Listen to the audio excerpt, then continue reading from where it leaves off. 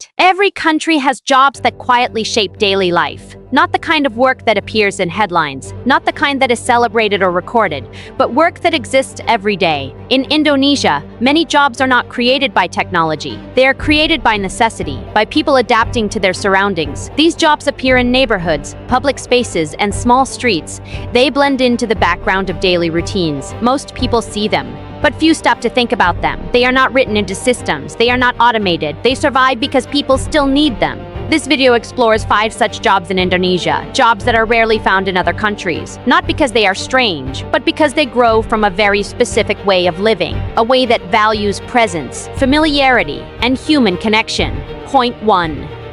Mobile street vendor walking seller. In Indonesia, selling does not always mean standing still. For many people, selling means moving. Mobile street vendors walk through neighborhoods every day. Some carry their goods by hand, others use bicycles or small motorcycles. They follow familiar routes, the same streets, the same houses. What makes them recognizable is not only what they sell, it is how they announce themselves. Each vendor has a unique sound. A call, a knock, a rhythm. That sound becomes part of daily life. Children hear it from inside their homes. Adults recognize it without looking. There are no apps involved, no delivery notifications, no online orders, only memory, routine, and presence. If these vendors disappeared, many daily habits would quietly disappear with them. Point 2. Informal parking attendant. In many parts of Indonesia, parking is not controlled by machines. It is controlled by people. Informal parking attendants stand near sidewalks, shops, and narrow streets. They guide vehicles into tight spaces. They help traffic move, even without official authority.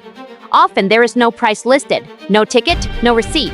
Payment is based on social understanding. Drivers give what feels appropriate.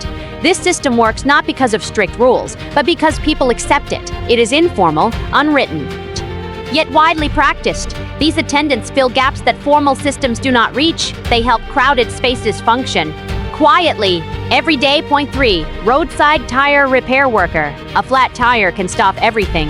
In Indonesia, help is often found immediately. Roadside tire repair workers operate in small open spaces beside busy roads, sometimes under a simple roof, sometimes with no shelter at all.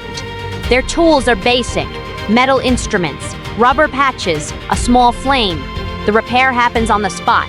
No forms, no appointments. Drivers wait nearby, watching quietly. The road continues moving. Many of these workers stay open late at night, serving strangers passing through unfamiliar places. This 6. Water gallon delivery worker. Drinking water does not always arrive through pipes. In many Indonesian neighborhoods, water arrives carried by people. Water gallon delivery workers lift heavy containers day after day. They carry them across narrow streets, up staircases, and into homes. This work requires strength, balance, and routine. The weight is always the same. The effort never gets lighter. Most customers become regulars. They recognize the person delivering the water. They greet each other briefly. There are no digital systems managing this work. No automated handling. Only human effort. Repeated quietly every single day. Point 7.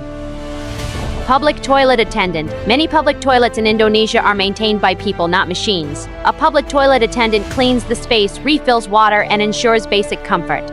The fee is small, often just coins placed on a tray. The job may seem simple, but it carries responsibility. Without this role, shared spaces would quickly become unusable. The attendant stays nearby, observing, maintaining order.